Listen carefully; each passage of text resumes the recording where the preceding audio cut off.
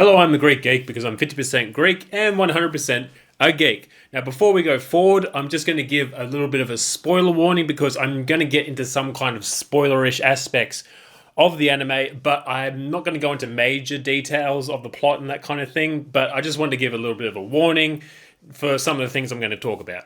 Anyway, moving on.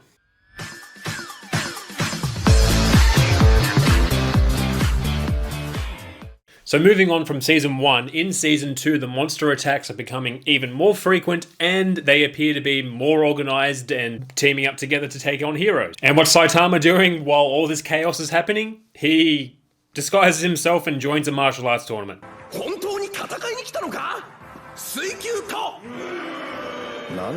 So what I like in this season is that characters that were introduced in Season 1, like King and Fubuki, we get more details on their background and their powers, or lack thereof in King's case, because we learn that King actually does not have any superpowers.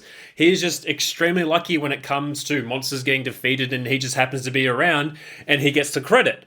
And that his King engine isn't actually his power, it's just his heart beating because he gets really scared and nervous when a monster is around. And Fubuki is the sister of Tatsumaki. We learn that she's rank 1 in Class B and that she has her own kind of group of henchmen that she's kind of accrued over time to get stronger. And we learn more about the kind of dynamics between the different classes and the different ranks between all the different heroes. And they're actually trying to outdo each other and like sabotage other people and do kind of hazings and that kind of thing, as opposed to just focusing on doing heroic deeds. And I like the introduction of the Monster Association. My biggest gripe with Season 1 was that there wasn't any kind of central villain or force that the other heroes were trying to fight against. It was just one sporadically showing up, which I think is what Season 1 was trying to do anyway.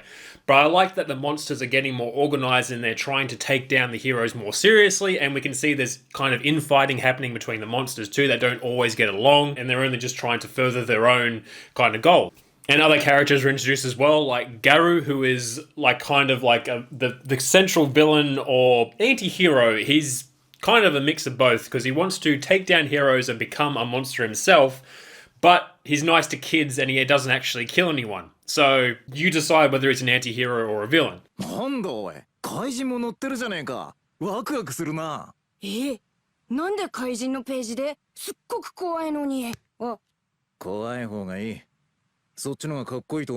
I'm not really sure if this is the actual theme of this season, but this is just stuff that I've picked up on.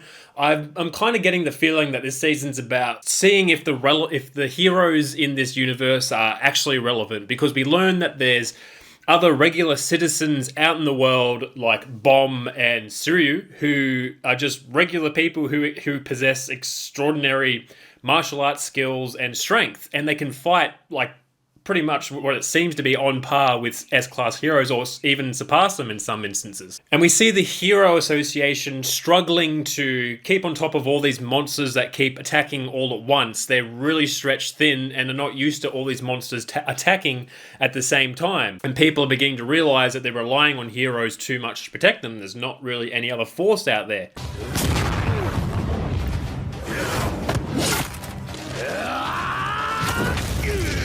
Now, being a shonen anime, of course, there's a lot of very fun action scenes in this anime. Lots of good fights happen. And as usual, Saitama does normally beat his foes in one punch, but in this season, he has a very tough opponent.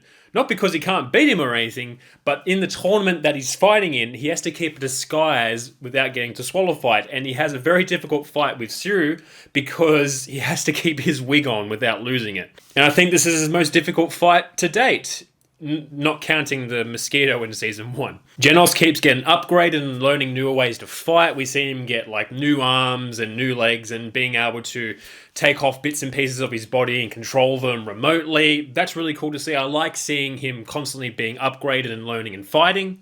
But honestly, I think that my favorite fight scene in both Season 1 and 2 is towards the end of Season 2 when Garo was fighting all those class, I think it was A and B heroes. I'm not really sure what individual ranks and classes they were in, but when he was fighting them, like, he had already spent like an entire day hero hunting, taking on different heroes throughout the different districts, and then he's basically exhausted, and then this group of heroes come up and he's trying to fight them off, and he's trying to think strategically, and you think they have the better of him.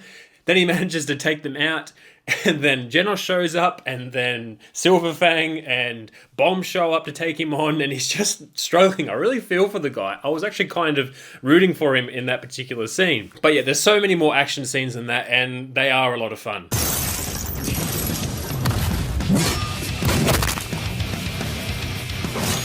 From Season 1, there was a lot of bits of music and themes that I really enjoyed. In this one, not so much. I do really think that Garu's theme, though, is really good.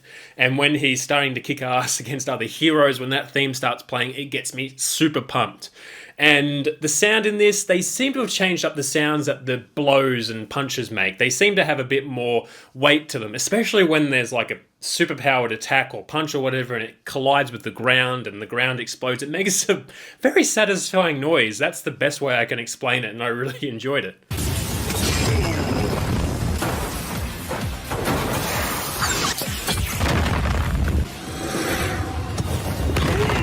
If you're like me, you've probably heard a lot of people complain about how the animation in this season has taken a massive backstep compared to Season 1. Season 1 was beautiful, but it wasn't perfect.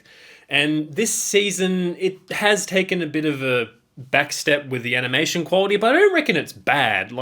And the animation quality is beautiful in some scenes, I think. Like, it looks really nice, but I can see what people are talking about. In some fight scenes, you know how, like in Dragon Ball Z, when they're punching really fast, it's just the same old couple of bits going over and over and over again. There are a few instances of that in this, and it was in last season too.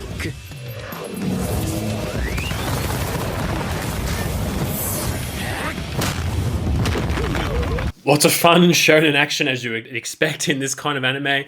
I really enjoyed the characters. Again, I liked how they expanded on existing characters, learning about them, and new characters like Garou, and the Monster Association being introduced. I like the theme of the heroes being stretched thin and being called into question if they're actually relevant. And that one theme that I liked, and the sound of things being punched, sounded great as well. Now, cons, I really couldn't think of anything I didn't really like about this season. I enjoyed it a lot, and I'm probably just fanboying out, but like, I know the animation quality took a bit of a hit, but to me it wasn't that big of an issue. So I would definitely recommend that you watch this season if you enjoyed Season 1. Of course, if you enjoyed Season 1, I reckon that you will enjoy this season. If you like superhero shonen anime like this one and reviews on it, then please consider subscribing to my channel. I try and cover this kind of stuff a lot, and if you want to stay up to date, hit that notification bell as well. And as always, ladies and gentlemen, thank you for staying tuned and watching me ramble on about an anime for a few minutes. Thank you again. I'll catch you next time.